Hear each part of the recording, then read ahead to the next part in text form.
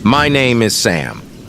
My story began when I was working in a large private company in the accounting department, and the only way to get to work from home was the metro train.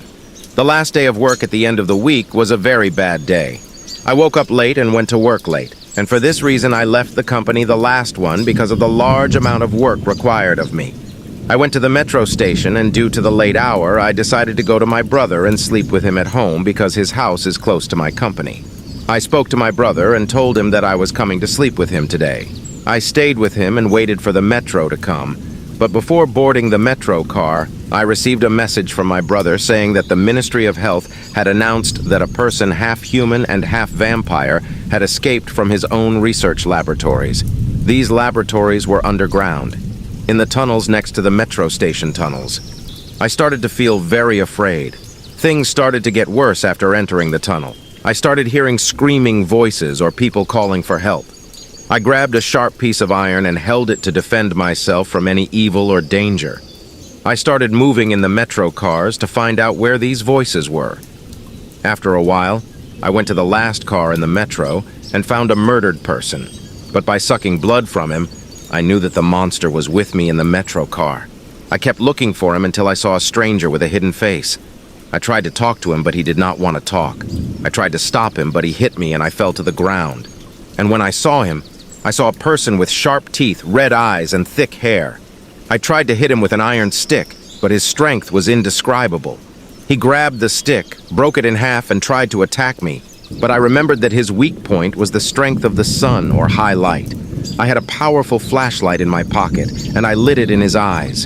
He turned back, and I grabbed a sharp piece of iron and stabbed him 4 times until he died. I came out injured from this experience, breaking my arm, and every time I look at my hand, I think of the fear and death I saw and encountered at the same time. My name is Jack. My story began when it was Valentine's Day. I was going to surprise my girlfriend on Valentine's Day after buying red roses. I decided to go to my girlfriend by metro. After riding the metro car, everything remained fine until the clock reached 12:12 minutes, and then strange things began to happen, such as the subway cars shaking and the lights turning off and on again. But the terror began when the metro stopped in the tunnel, and then I heard a loud voice saying, "I am coming back to take revenge." At one time, "I will take revenge" was written on all the doors of the metro car. I tried to understand what was happening, but I did not succeed because I heard some passengers screaming, and I went to find out what happened. I found a dead person in a way that broke all the bones in his body. Then a strong air came from the windows of the car and threw us backwards. I knew that this was a spirit that wanted revenge. And because I had been worshiping in the church for a long time, I learned from the head of the church how to communicate with ghosts, and I was actually able to communicate with the ghost, and it turned out to be a girl. After learning how to communicate with the ghost, I made a spell to trap him in order to protect myself and know everything about it. I knew that this girl was killed by someone on this same day last year, but I do not know what he looked like, but he had a mark in the shape of a star on my hand. I tried to search for this person until I found him trying to kill another girl, and I learned that he had a mental illness against women. I took this person to the ghost of the girl so that she could avenge herself, and she killed him in the same way he died, which was by breaking all the bones in his body. She asked me to tell her story to the media and his family, and then she rested in peace.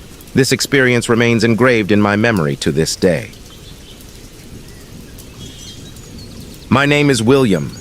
My life was beautiful until some bad things happened that changed my life. I lost my job because of some problems with my boss, and then my girlfriend was involved in a car accident and died. After that, I entered a state of depression. I did not want to talk to anyone, and I closed all social media programs, such as Facebook, Instagram, and some other programs, and I became isolated from the world, literally. I was only talking to my brother on the phone because it was the last thing I had left, and it was a period of my isolation from a world where many things happen, such as murders, and I learned about that through television. One day I spoke to my brother and told him that I was going to visit him today. I prepared myself, shaved my hair and beard, and returned to my normal appearance. Because my brother likes to stay up at night, I decided to go to him via the metro. I went to the metro at night to go to my brother, and I went at night because I do not like public gatherings. But I did not know that I would encounter death and horror at the same time. When my brother called me to know where he was going to accept me and I told him the metro, he felt afraid and told me when I was isolated from the world. There was a serial killer who killed a number of people in the metro and was arrested for a while. But before the death sentence was carried out, he escaped. I said, "Don't tell you, I will take care of myself, and when I get out of the metro, I will talk to you." I hung up while I was on the metro, and I noticed a strange-looking person, and I noticed that he was kind to people who needed help. But notice that any person who helps him and goes with him comes back, but the second person does not return. I was surprised and said to see where these people disappeared, but what I saw shocked me. I saw that it was dark in the last carriage of the metro, and I tried to see what was in it by phone, and I found all the people whom this strange man had helped dead in the same way, which was slaughter from the neck.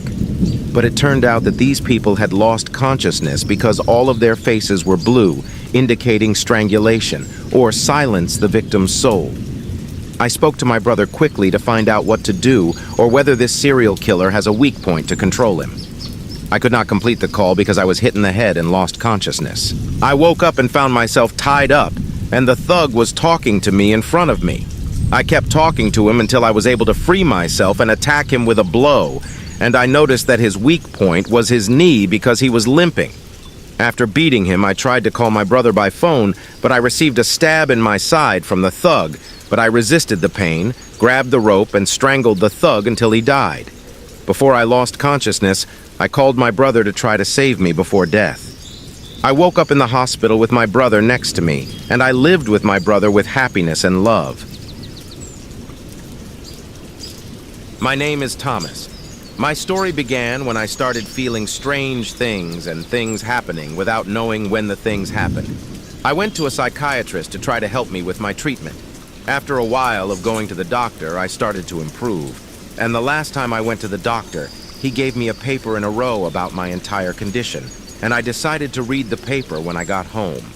I went to take the metro, but before entering the metro car, the doctor called and said something I did not understand. He told me to try to stay awake for as long as possible, but I did not understand anything. After riding the metro, everything remained fine until I fell asleep and woke up again. But I found my body all bloody and all the passengers dead. I did not understand what happened or how this happened, and I found my paper. The doctor was cut into two halves, and I tried to put him back together and understand what happened. I knew from reading the paper that I have schizophrenia, or multiple personalities, and when I sleep, another personality controls the body, and I am unable to control anything. I did not understand the meaning of these words. I said to go to the Metro command room to understand anything. But when I went, I found the driver tied up and unconscious.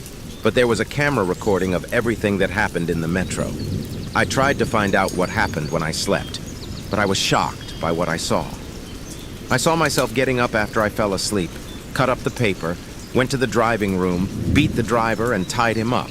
And then I went and talked to people, but after a while I went to sleep, and I don't know why I hit the driver and tied him up, but what I saw shocked me. I saw myself. I woke up as a crazy person who killed everyone in the Metro in a horrific way. After killing everyone, he went to sleep in the same place, and I woke up to find everyone killed. But I found a note from the doctor saying that in order for me to remain in control of my life, I must say my full name every day before going to sleep. She lived like this until I became in control of my life.